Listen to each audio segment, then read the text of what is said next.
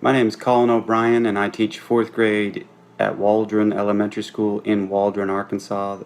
This is my fourth year teaching there, and I chose to teach because I used to coach soccer and I really enjoyed being around kids, and I saw that I could make a really strong connection with them.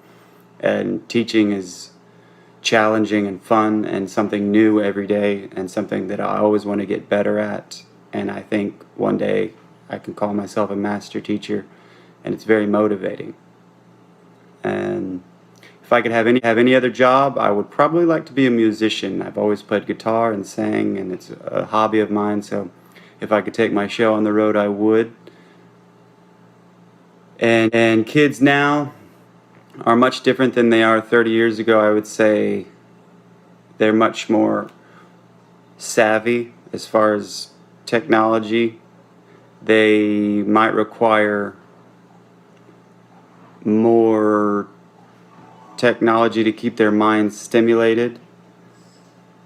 When I was a kid, we would have things to play with and TV to watch, but we wouldn't have our devices to keep our minds busy. So kids now might have shorter attention spans, but are also very much more in tune with what's going on around them, I think. Teaching is extremely different now because teachers have to be much more savvy with educational tools like technology, computers, smartphones, emails, websites. I think there's a lot more going on now that they have to stay in touch with, and that's about it. What would I tell someone right now? If I told somebody who's thinking about being a teacher right now, I would say make sure you love kids, and that's the number one thing. If you don't love being around kids, then you might want to give it a second thought.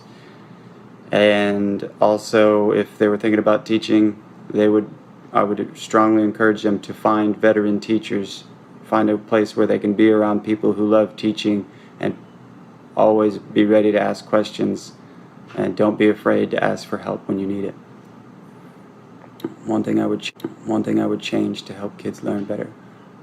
One thing I would change to help kids learn better is making sure all parents are on board with their kids' education and something that they hold high on their list of priorities.